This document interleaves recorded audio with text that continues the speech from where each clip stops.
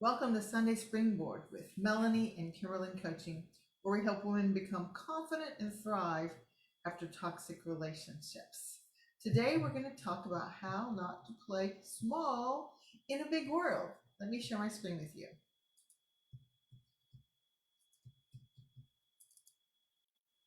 Okay. So, have any of you ever wanted to do a ropes course? Did you go on it? Did you have fun? Was it scary? Would you ever do it again? I really, really wanted to go on a ropes course. And for years, I dreamed of it. It was on my bucket list, but I never had the opportunity to do it. A couple years ago, I finally got the opportunity and I was so excited. I paid my money. I talked a girl into going with me. We're at a retreat and we go to the little place where it is. We get all hooked up in our harnesses, all sturdy, and we climb up the steps and even the bottom part of it is still pretty high. So we climb up them, and the girl that's with me says, "Nah, I can't do it. It's too scary. I can't do it." And she leaves. And I'm like, "What?" I was a little judgmental, a little critical. I can't believe she's leaving. This is great. This is wonderful. I can't wait for this adventure. I was so excited. So I did the first little thing. They were kind of boards kind of spaced apart, but I was good. It was fun. I'm excited. And to get to the next part, the second one, and these boards kind of swing when you try to walk on them. I couldn't do it. I could not do it. I tried to step one foot on it, and it was just too unstable. I wasn't afraid I was going to fall. I wasn't afraid the harness wasn't going to hold me. I wasn't afraid I was going to die. I just could not do it.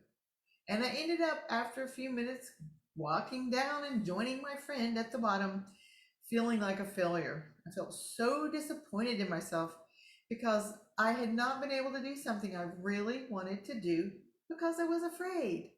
Fear stopped me from doing what I wanted. I felt like I was playing really small. Now, fast forward to this last March, a few months ago, and I went with a friend to Paladora Canyon. If you've ever been here, this is the second largest canyon in the United States. It's actually here in Texas, near Amarillo.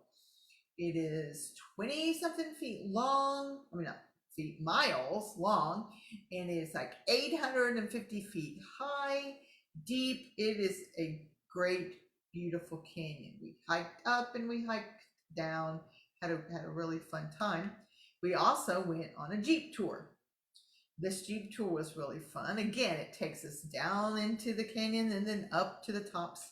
And we ended up at Yellow Bear Bluff. Some of you may have heard me tell this story already.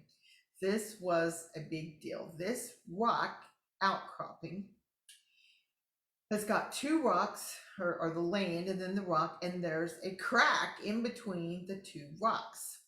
Now, this picture here is not actually my group, but it is actually our guide at this rock, and I think it shows pretty well how big that crack is and how scary this is.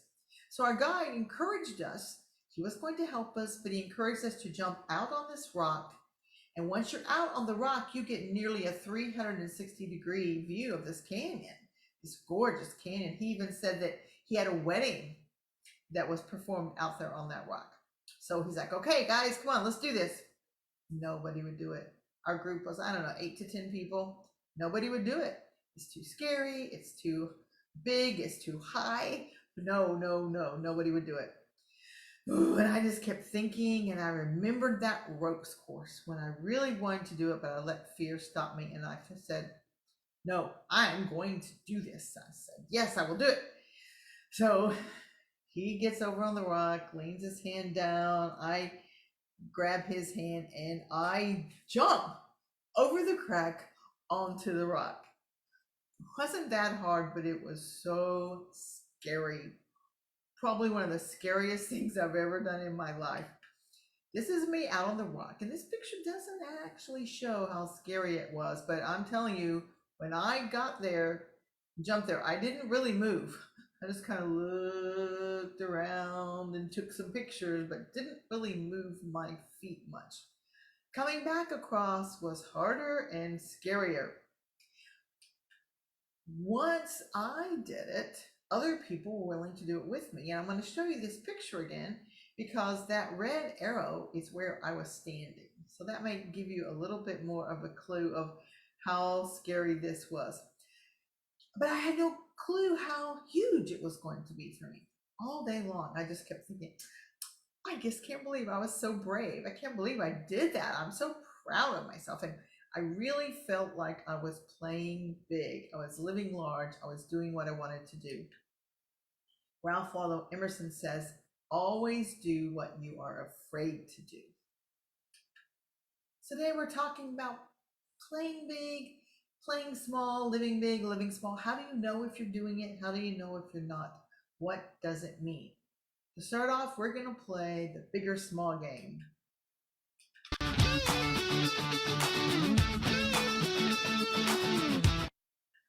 Okay, so what I'm going to do is I'm going to give you some roles, some titles, jobs, positions, and you tell me, is it big, living big, or is it living small? Okay, so CEO of a Fortune 500 company, big or small? Speaking to an audience of thousands, living big, living small? Writing a best-selling book, living big, living small? Having thousands of followers on your YouTube channel, living big, living small? Volunteering at the food bank, living big, living small?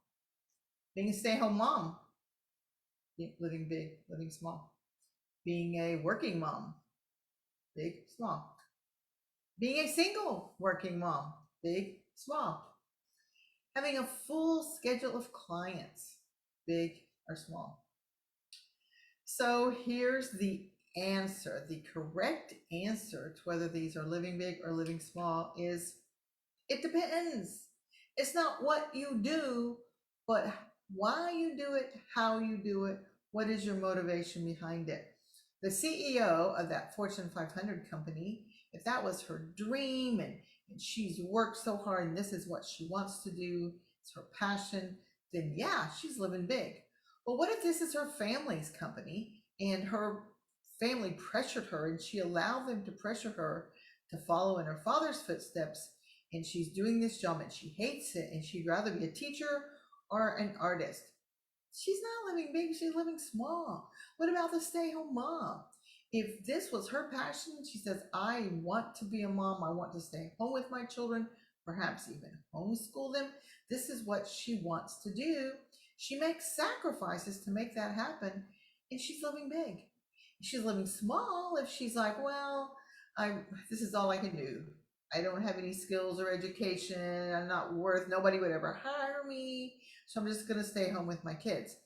That would be living small. The same with a working mom, a single working mom. It's what your motivation is and what is behind this. It's not the actual job or position that decides if you're living big or living small.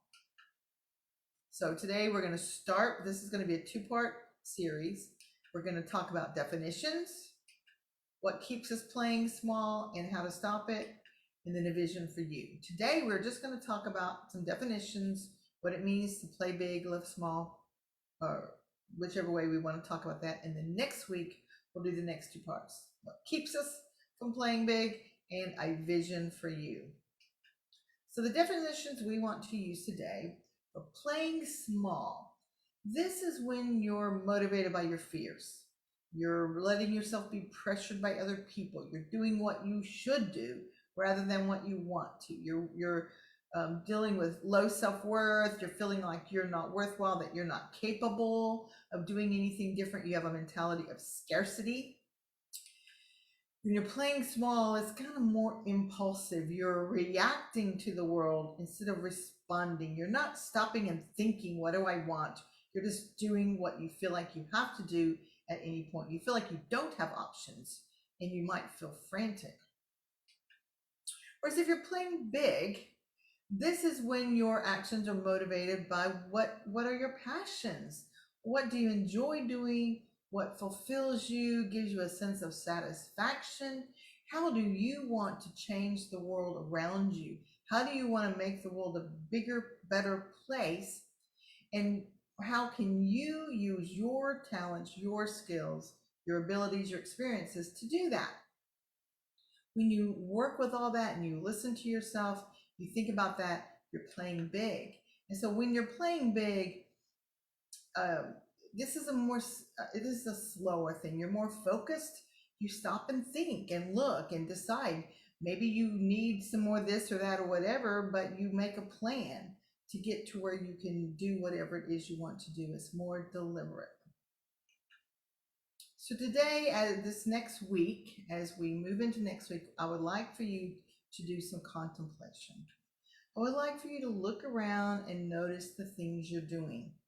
Think about your job, think about your home life, think about just how you spend your time, the behaviors, the actions. Notice what you're doing, and then notice why you're doing them. I'm not saying that you never can do things that you don't want to do, but if you are doing things you don't like, don't want to do, are those in the scope of moving you into something that you want to do, or are those a part of something that the bigger plan is what you want to do, but sometimes the stuff on the way there isn't that great? We know every job and everything in life has good points and bad points, but I would like for you to think about, what is my motivation for this? Why am I doing this? Am I doing this out of passion and desire, or I'm doing this out of a feeling of I can't do anything any better, I don't deserve anything better, nobody would hire me for anything different, nobody would want me in a different kind of relationship? Just what is your mindset?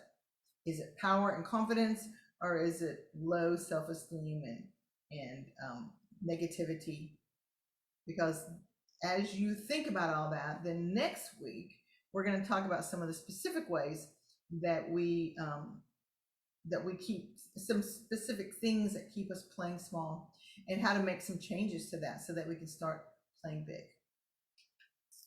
So just as a reminder, this is what we're talking about. And then today we did definitions. Be sure to tune in next week.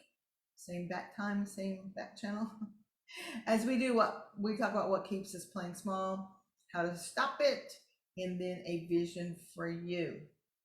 All right, we're having a short one today. I hope you have a great week and do some good thinking. Write it down if you want to, so you'll remember it for next week. Talk to you later. Bye-bye.